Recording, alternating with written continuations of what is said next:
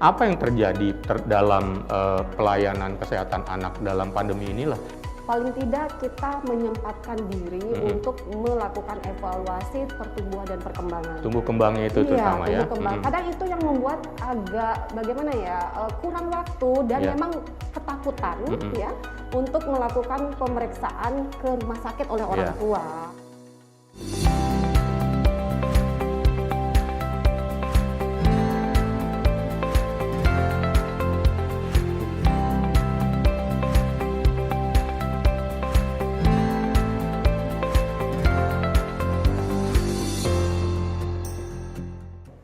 Halo, Maktison, bertemu lagi dengan saya, Dr. Oka Negara, di Oke Dok, sebuah acara yang membahas, mendiskusikan permasalahan kesehatan yang sedang update, tentunya dengan bintang tamu saya yang energik, passionate, dan inspiratif. Tetap selalu di sini, di Oke Dok, hanya di Oke Dok Anda bisa mendengarkan, mendiskusikan, melihat, dan membagikan informasi yang bermanfaat tentang masalah kesehatan.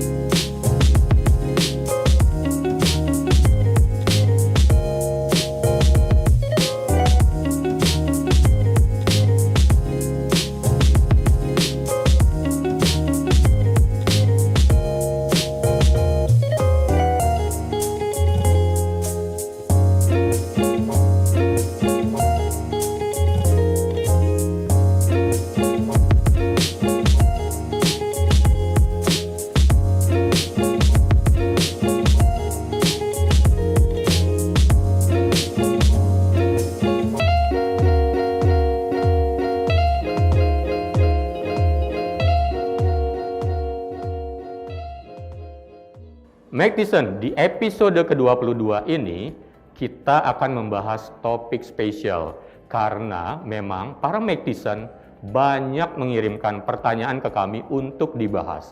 Dan di episode ke-22 ini kita, Maktison semuanya akan kita tampilkan, kita diskusikan topik yang menarik seputar COVID-19 dan kesehatan anak. Kita akan berbicara tentang topik waspadai virus corona pada anak dan apa yang mesti dilakukan. Untuk episode ini saya sudah kedatangan tamu spesial, seorang dokter spesialis anak yang selama masa pandemi tetap aktif mengedukasi kepada publik. Saya kedatangan Dr. Windy. Lengkapnya adalah Dr. Ana Agung Ayu Windy Antari, Master of Science spesialis anak. Ini beliau. Halo Dr. Windy. Halo dokter. Gimana kabarnya? Sehat selalu? Sehat, semoga selalu sehat. Selalu mengedukasi, rajin saya lihat tuh Instagramnya, YouTube-nya ya, mengedukasi seputar kesehatan anak. Nggak cuma tentang COVID aja sebenarnya ya, tetapi juga kita harus lihat bahwa selama masa pandemi ini, masyarakat kan tidak banyak punya referensi untuk datang melihat seminar, misalnya gitu. Syukurnya kita bisa lakukan dengan secara online ya. Betul itu dokter. Itu memang salah satu tugas kita juga untuk mengedukasi orang tua. Paling tidak mengurangi kekhawatirannya. Seperti itu. Tapi yang paling penting sebenarnya sebelum kita akan bahas tentang COVID-19 ini, apa yang terjadi dalam pelayanan kesehatan anak dalam pandemi inilah? Ada kesulitan apa dengan banyaknya pembatasan-pembatasan itu? Apakah misalnya pelayanan-pelayanan kesehatan anaknya juga menjadi lebih ribet dan susah atau banyak yang lost to follow up dari pelayanan? Ya, betul dokter. Biasanya kalau kita di dalam biasanya pelayanan untuk kesehatan anak, paling tidak kita menyempatkan diri untuk melakukan evaluasi pertumbuhan dan perkembangan. Tumbuh kembangnya itu terutama ya. Tumbuh kembang. Kadang itu yang membuat agak bagaimana ya, kurang waktu dan memang ketakutan ya untuk melakukan pemeriksaan ke rumah sakit oleh orang tua ataupun menemui dokter. Jadi hal itulah yang membuat bahwa hal yang harusnya untuk memantau tumbuh kembangnya menjadi lumayan berkurang sih waktunya. Jadi tidak bisa seintens sebelum-sebelumnya. Contoh misalnya ya Dokter Windy, biasanya kalau memonitor tumbuh kembang ini kalau di praktek klinik berapa lama? Kita biasanya dokter paling tidak paling minimal 15 menit itu. Sekarang jadi tambah pendek. Iya, tambah pendek, dan kadang-kadang memang orang tua nggak sampai datang lagi karena memang udah takut, Dok. Betul. Seperti itu. Jadi untuk menimbang pun kalau di puskesmas yang saya lihat, di puskesmas pun kadang hanya untuk imunisasi, mereka abai juga untuk mengukur likat kepala, untuk mengukur tinggi badan. Jadi agak mempersedikit, paling cuma timbang, setelah itu tidak ada diplot, jadi kadang ada yang terlewatkan. Padahal sebenarnya layanan sudah dibuka ya. Iya. Dan tapi tentunya dengan protokol kesehatan yang ketat. Artinya Maktisen ya jangan salah, ketika banyak teman-temannya yang sudah punya baby, punya anak yang merasa takut untuk datang ke dokter, sebenarnya semuanya sudah disetting dengan layanan yang bisa dengan protokol kesehatan. Jadi jangan sungkan untuk datang ke pelayanan kesehatan anak kan, baik itu di puskesmas, di rumah sakit atau di dokter praktek. Iya, betul. Jadi memang harusnya kita udah jeli dulu, biasanya orang tua biasanya udah tahu melihat di mana sih ada misal rumah sakit ataupun pelayanan kesehatan yang sudah mengikuti prosedur kesehatan, jadi itu bisa dikunjungi seperti itu. Jadi harapannya kemudian jangan sampai pandemi ini ketika semua mengharapkan ada pembatasan-pembatasan, justru upaya-upaya kita semuanya untuk membuat anak kita tetap sehat, tumbuh kembangnya berjalan dengan nilai-nilai yang dalam level normal menjadi terhambat, tidak termonitor hanya gara-gara tidak berani datang ke pelayanan kesehatan. Kan begitu ya? Iya, betul. Oke, Dokter Windy, kita sudah sepakat pada satu hal tadi. Nah, kita sekarang melihat khusus buat saat ini nih. Saya sempat baca disebutkan bahwa di akhir 2020 kemarin, Ikatan Dokter Anak Indonesia menyebutkan bahwa kasus-kasus COVID-19 pada anak-anak itu tercatat 11,3%. Itu artinya kalau 11,3%, kalau ada 10 anak, satu atau hampir dua ya, atau satu dah kita rata-ratakan anak yang ternyata terinfeksi begitu ya.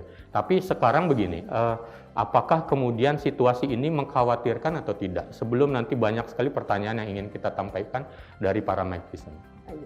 Baik, jadi kalau untuk memang proporsi daripada kejadian anak itu 11,3% betul dari Dokter Okta. Jadi artinya mungkin dari 10 orang yang ditemukan confirm ya positif COVID itu ternyata satu orangnya adalah anak-anak usia 0 sampai dengan 18 tahun.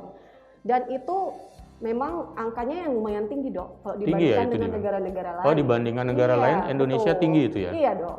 Jadi kalau itu kita abaikan, sungguh kita berada di tempat yang marah bahaya ini, karena anak-anak itu bagaimanapun masa depannya masih panjang. Dia adalah masa depan bangsa.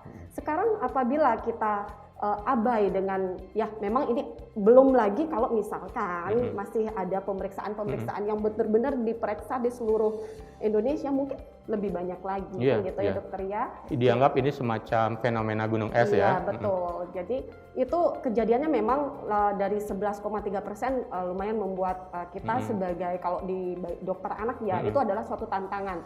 Bagaimana kita berusaha mencegah agar jangan sampai kejadian COVID-19 ini terjadi pada anak-anak kita. Artinya teman-teman yang melayani kesehatan anak atau teman-teman dokter spesialis anak melihat fakta ini tantangan, karena memang sesungguhnya kalau dibiarkan ini mengkhawatirkan ya. Iya, sangat mengkhawatirkan karena anak-anak memang dia gejalanya ringan. Mungkin dari anak-anak yang kena COVID itu mungkin hanya 85%-nya itu kan ringan ya, Dok ya. Tetapi ternyata yang berat itu ada juga yang 2%-nya kritis seperti itu dan fatal.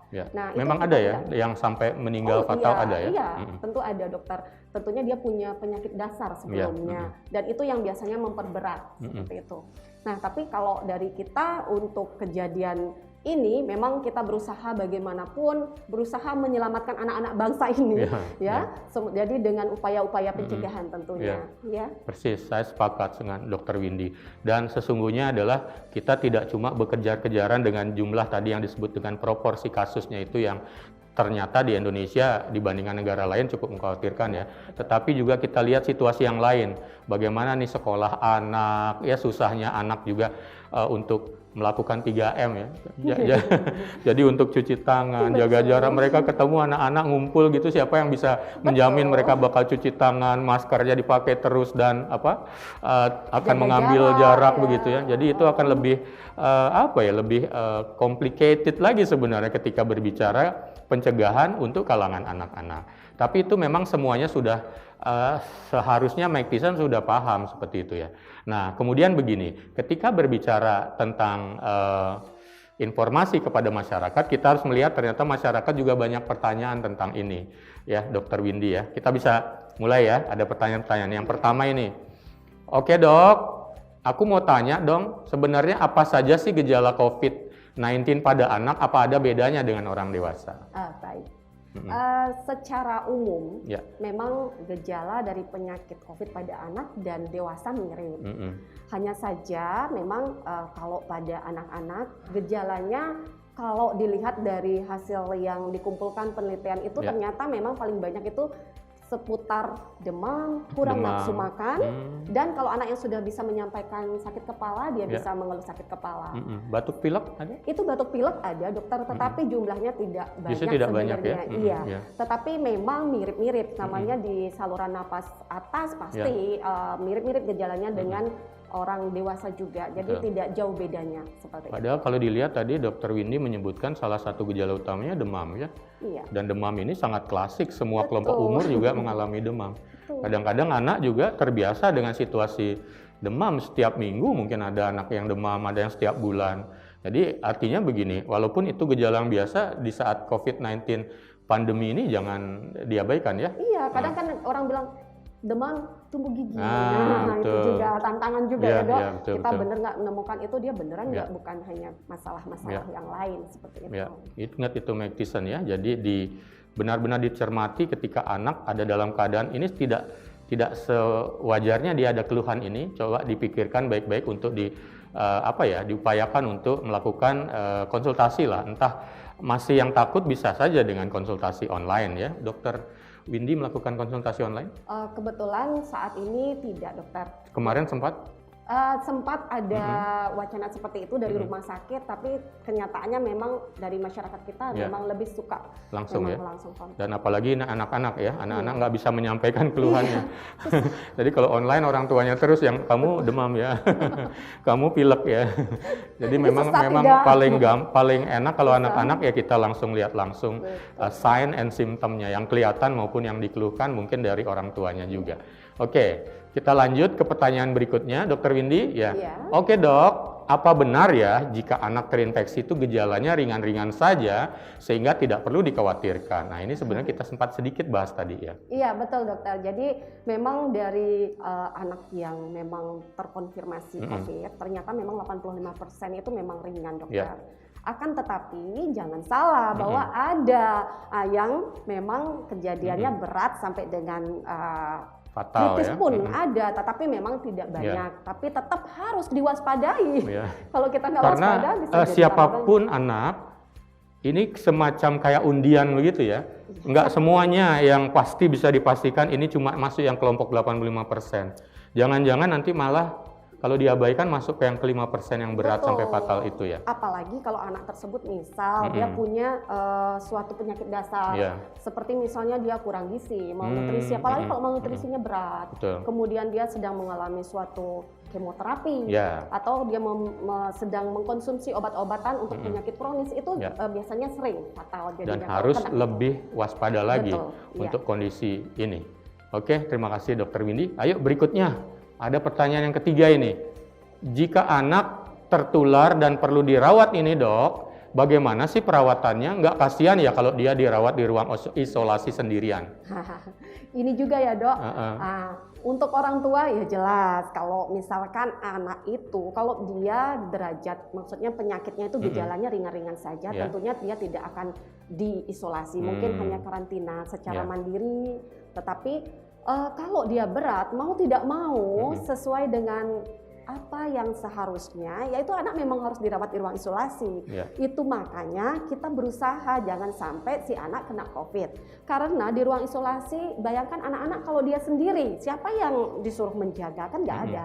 Mau tidak mau harus mengikut sertakan salah satu anggota keluarga untuk menemaninya di ruang isolasi. Dan itu pakai protokol pakaian pencegahan tertentu? Iya, memang sifatnya itu adalah kalau misalkan anak itu tidak ditemani, tentunya dia akan rewel kan dok. Tetapi kalau ibunya di sana, misal ibunya tidak terinfeksi, tentunya kita juga tidak mau ibunya ikut ataupun bapaknya yang menemani ikut terinfeksi. Jadi ketularan nanti begitu ya? Iya, jadi benar-benar harus mematuhi protokol kesehatan juga. Betul, jadi walaupun anak sendiri sedang sakit, diisolasi, orang tua kasihan, tolong juga kasihan pada dirinya supaya tidak tertular, tetap melakukan protokol kesehatan dan mungkin pakaian-pakaian pencegahan yang seperlunya nanti bisa didiskusikan dengan dokternya. Kan begitu ya, Dokter Windy ya? Oke, Mike Tyson, ini ada pertanyaan lagi nih.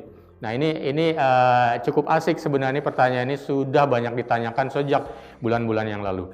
Oke dok, bagaimana sebaiknya dengan sekolah anak-anak?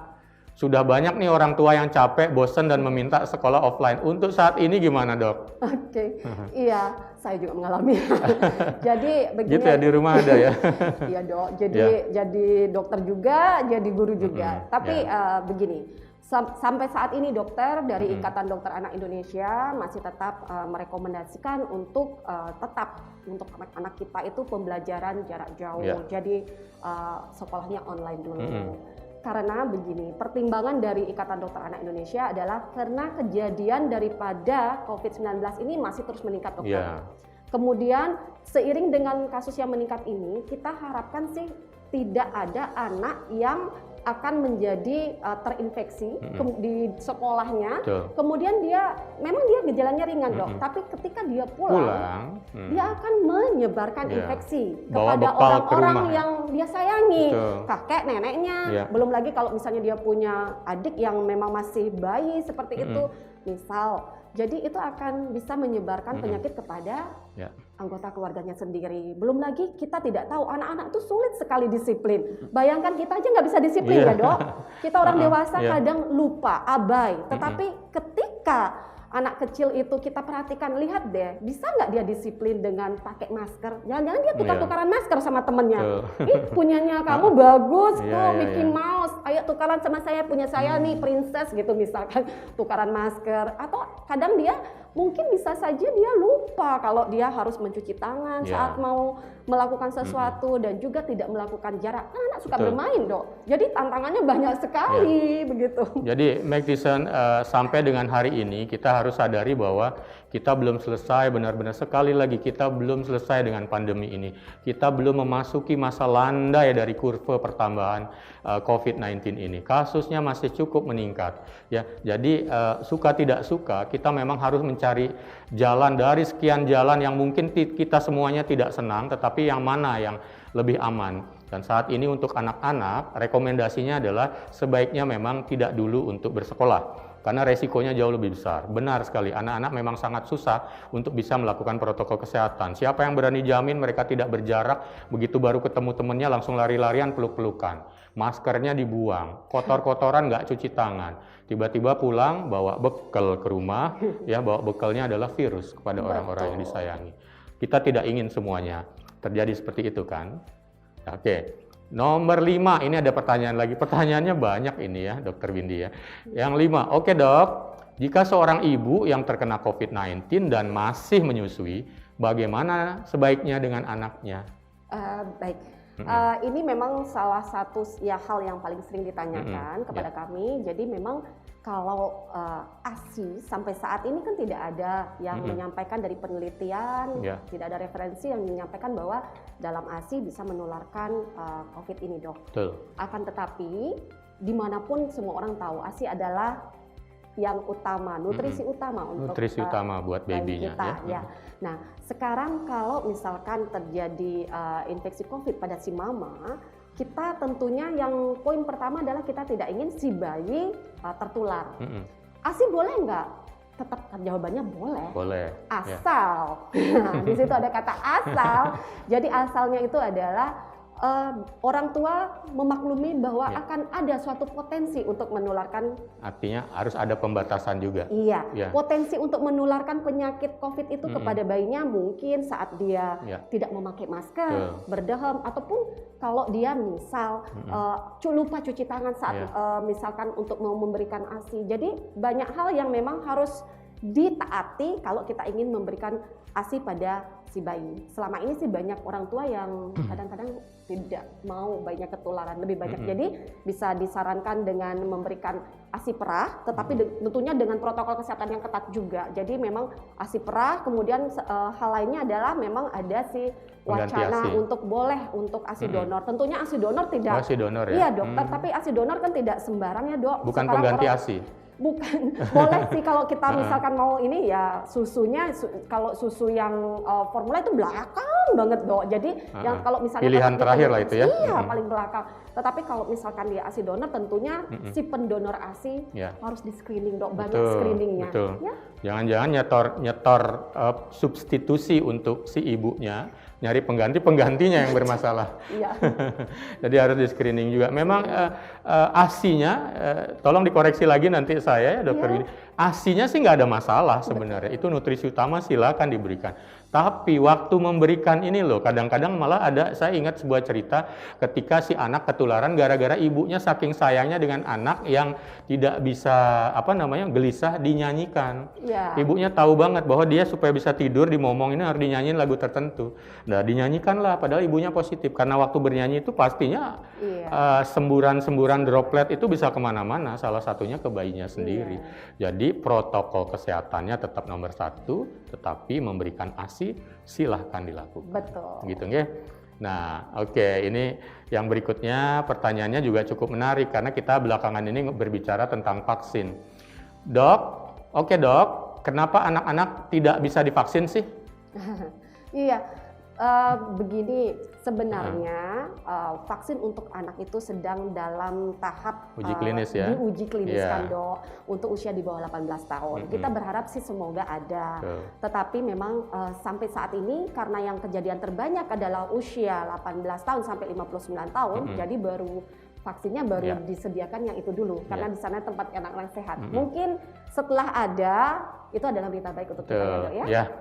Jadi Maktisen nggak usah khawatir dulu sebenarnya. Untuk saat ini pastikan protokol kesehatan penularan dari orang tua ke anak atau antar anak itu benar-benar tidak terjadi dulu dengan pencegahan. Karena apa? Sesungguhnya berbicara tentang vaksin itu idealnya bisa mengcover seluruh manusia, entah itu sehat, entah itu lansia, entah itu bayi. Dan kita juga kalau di bidang anak juga banyak vaksin-vaksin yang diberikan buat anak baru lahir udah ada, sekian bulan sudah ada vaksin ya. Ketika berbicara tentang vaksin nggak ada pembatasan. Memang yang saat ini yang terjadi adalah uji klinis yang dilakukan belum ada pada anak-anak, belum dilakukan pada anak-anak karena prioritasnya masih untuk penduduk yang sehat.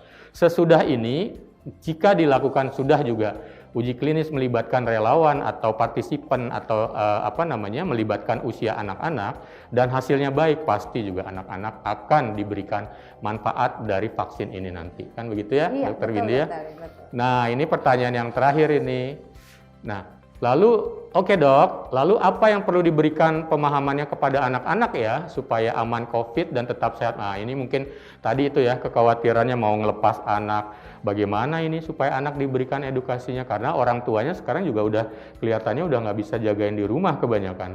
Karena sudah masalah ekonomi, jadi udah perlu nyari pekerjaan tambahan ini. Anak-anak ditinggalin di rumah gitu. Syukur-syukur masih bisa belajar di rumah daring itu. Tapi kalau udah lepas dari itu gimana dok?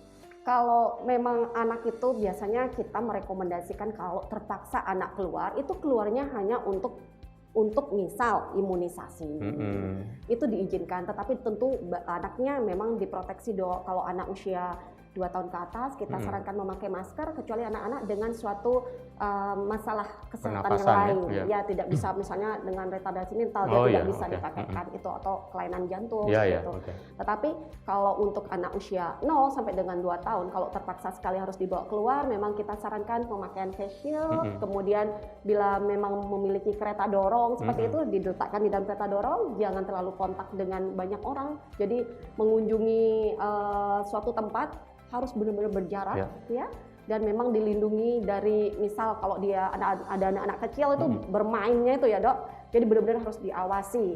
Tetapi memang sampai saat ini sih saya tetap merekomendasikan ada baiknya kita tetap saja untuk mengendalikan anak-anak agar tetap di rumah dan memang diupayakan diajarkan dok caranya bagaimana dia menerapkan 3M. Jadi di rumah pun dibiasakan memakai masker. Paling enggak yang cuci tangan itu ya. Cuci tangan. Kemudian kalau ada yang merasa dirinya sakit dia sudah ingat dulu. Misalnya dia udah merasa hancin gitu dok.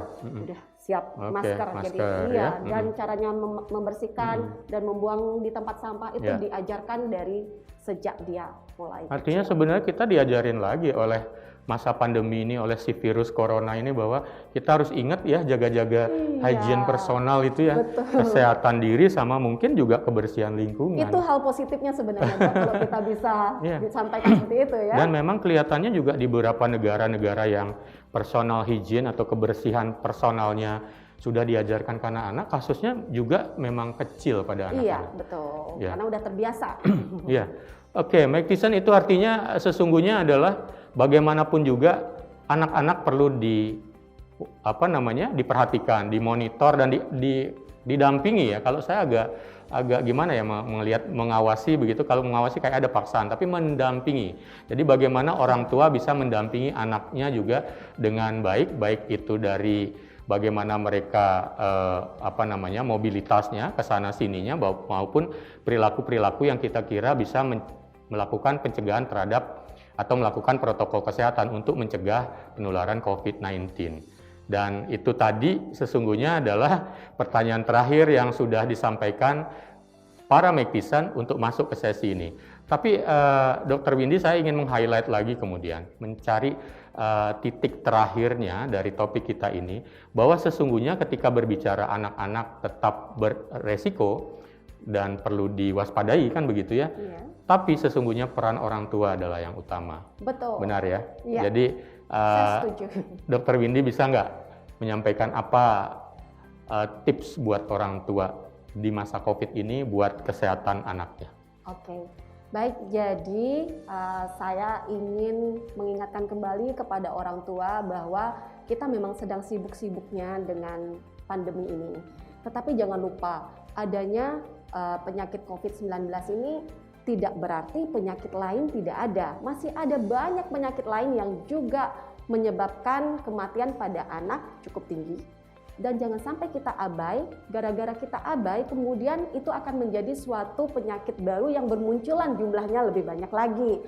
Oleh karena itu, satu pesan saya, jangan pernah lupa untuk mengimunisasi anak-anak dengan sesuai dengan jadwal yang ada, sehingga penyakit-penyakit yang sudah tadinya bisa untuk dicegah tidak muncul kembali hanya gara-gara pandemik ini. Dan juga ingat, jangan lupa harus tetap memperhatikan nutrisi anak-anak dan dilakukan stimulasi untuk tumbuh kembangnya. Saya sangat senang bila orang tua mampu melakukan itu semua. Wow, luar biasa Dr. Windy, tadi itu lengkap sekali. Para Mike Tyson yang sudah menjadi orang tua, coba kalau tadi terlewati, tonton lagi video ini, diulang lagi, rewind sedikit, bahwa tadi itu pesan buat orang tua yang sangat-sangat lengkap, komprehensif untuk bisa menjaga kesehatan anaknya. Ini pandemi, tetapi bukan berarti kemudian kesehatan anak diabaikan. Vaksinasi yang harusnya lengkap, jadwal-jadwal untuk memperhatikan tumbuh, kembang, dan kesehatan si anak juga harus tetap dilakukan, dijalankan seperti timing atau schedule atau waktu-waktu yang seperti sudah dijadwalkan. Kan begitu ya? Wow, saya senang sekali Dr. Windy, kita sudah menjawab semuanya. Dr. Windy sudah menyampaikan semuanya dengan sangat jelas, sangat lugas, dan sangat bermanfaat buat para Mike Tyson. Jadi saya sangat berterima kasih Dr. Windy sudah mau hadir ke studio kami, menjelaskan semuanya dengan sangat-sangat bermanfaat buat kita semua. Tapi sebelum pulang, saya nggak mau membiarkan Dr. Windy pulang dulu sebelum ngasih sesuatu bekal buat para Mike Tyson di rumah, khusus buat topik kita hari ini. Ada pernyataan terakhir yang bisa dijadikan bekal untuk para Mike Tyson di rumah.